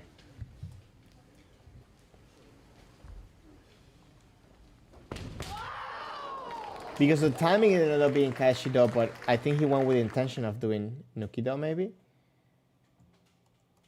Let's see. So, okay, so he kind of, yeah, it's interesting. And he got it, like he barely got it in the last moment. That's interesting. So that's why sometimes it's very dangerous to go against somebody that's kind of just frozen in time, that's kind of just like stopped there. Because a lot of times they might be hyper aware of your emotions. So especially maybe because of the familiarity of this two, maybe because of the familiarity also during this fight, a lot of the things was happening kind of like the same things. And the waza that actually made the ippon was the one that was the outlier, right? Like the thing that didn't happen throughout the match. Now, one of the things that I normally, when I get somebody that's covering up so much like that, I will try to do maybe for the type of blocking like this, I'll try to go for a yakudo in order to first to score it. It's not like I try to go without the intention of scoring. No, like I'm going in, I'm trying to score it. But normally that tends to get people worried now about another target that maybe they felt like it wasn't a target before. And by doing that, I feel that I've been successful at creating other openings that haven't really been there. One thing that I have to say, guys, that, you know, I was very happy to have so much practice on the past 2 weeks. I managed to practice pretty much every day, I think, except like 2 or 3 days out of the 12 or 13 or 10 days that I was out. I was super tired, of course, because most of the time I spent it like either traveling in a plane or adjusting to the jet lag. Which was horrible. For some reason, this time was like so bad for me to adjust to the jet lag. But sorry, I just dropped something. But throughout all this time, throughout all the things that I did there, I did get some, I guess, homework for myself, like a little bit of personal homework. And as you guys know, I'm working on studying or preparing myself for my Golden. And I have to say that I know I need to work on improving like my kiai and my energy during the fight. One of the things that I noticed, that I have noticed for a while, but I think just this practice kind of like gave me a little extra kick, is that sometimes when I'm in Keiko, I will be trying to put pressure, but then there's a moment where I just cut it off. Kind of like, it's funny because in the Discord, people were talking about seme and tame. So kind of like thinking about like his tame, but I'm not necessarily doing tame because I'm bluntly just stopping. So I feel that I get a lot into those points where I'm just stopping rather than putting the pressure and keeping the intensity throughout the match. So I think that's one of my first homeworks that I made for myself. And then the other one, it's kind of what's the best way to say it? So applying more ojiwasa, but applying it not as in a reactive thing or as a defensive thing, because I think that in Kendo, all the techniques, whether it's shikake or ojiwasa, all of them should be an offensive approach. It shouldn't be I'm waiting, I'm holding, I'm waiting to see what the person's going to do. I feel that I need to learn to create the opening. And, you know, some people will call it seme, like some people will call it, you know, like fainting or whatever. I want to kind of stay away from all those terms. I want to say that my personal homework is to not just go bluntly for an attack and try to put pressure on my opponent so I can get a reaction, and judging within that reaction, execute the available technique. I don't want to come in with the mentality of, okay, I'm going to come in for man, I'm going to come in for man, I'm going to come in for Kashido, I'm going to come in for Kashido. Just trying to learn the different timings. And one of the tips or advices that I got that I think is going to be very useful for that, and I'm going to share with you guys, it's be a very attentive motodachi, right? What does that mean? Being in the moment and present when the person is coming for attack, and learn the different stages and timing of the attack. So what I was being told is that normally we tend to pay attention to the beginning of the technique or the end of the technique, right? But trying to be more aware of what's happening in that interval of time, I think will allow me to understand the application of different wazas. For example, for Suriage, you cannot do Suriage right when the person starts moving, right? You have to wait until the sword it's in the proper place in order to do that. So for Kaeshi, same thing. You cannot do the Kaeshi at the beginning. We kind of saw it a little bit of on that Kiwada and Teramoto video, right? Where maybe he could have also missed the sword unless he did that timing for the Nukido, right? And what other wasa? Like Nuki wasa, right? You cannot do Nuki wasa too early because then the person can adapt. You cannot do it too late because then you get hit. So understanding that interval, what's happening throughout the attack, I think is crucial. Well, that was a homework that I put for myself, and that was the conversation that I was having while I was over there in Europe. And that's something that I want to be practicing more. So I'll definitely keep you guys updated into what I find out with that. Might be good, might not be good. Let me know if you try though. I would love to hear some of your thoughts. What are you doing to improve your kendo, and what are some of the things that you're doing, to like improve your kendo throughout, all these challenges and coming back to practice. Also, if you know anywhere, wherever you are, there's going to be golden testing, please let me know. I'm looking to test as soon as possible. Even if I pass or fail, I just like to, to start getting some feedback because obviously, I haven't really practiced with many people lately, and I want to, put myself out there. I want to challenge myself. So that's my goal right now. So I'll welcome all that. I want to say, guys, I think I kept you long enough. I hope you enjoyed the stream. If you did, please hit the like button on the video, on the stream, so that way after this video gets pushed out to more people. Please, if you'd like to talk more, I'm very active at the Discord server. We have a really good thing going on over there, so you're welcome to just come in, hit that Discord link, which is at the top of the comments, the comment that's pinned at the top of the chat box. Just pass by, have a talk, get to meet some new Kendo people. Lately, I've been trying to communicate with people there to try to play some games and so on. So you are welcome to pass by and do that. Shen, you're saying pass Goldan with a Debana man. You can do it. Oh yeah. I think that will be definitely a good technique to execute throughout Goldan, right? For Goldan testing. But I don't want to go with the mentality I'm going to do one technique. I want to make sure that I stay open-minded and do what needs to be done. Whatever opening is there, do that. I'm a bit advocate to saying come in with your pressure, but do not lock yourself into one possibility. And that's one of the reasons why I feel that Kihon is so important, to allow your body to just do it naturally at that moment when the opening is there. I don't think you should be thinking.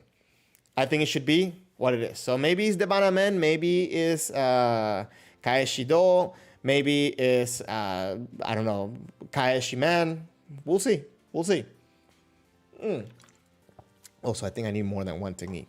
But hey, listen, if I pass with Kiryotoshi, I'll let you know, because I know you like that technique. Anyways, guys, thank you very much for passing by. I'll be more active now, so bring more people into the stream, bring more people into the Discord.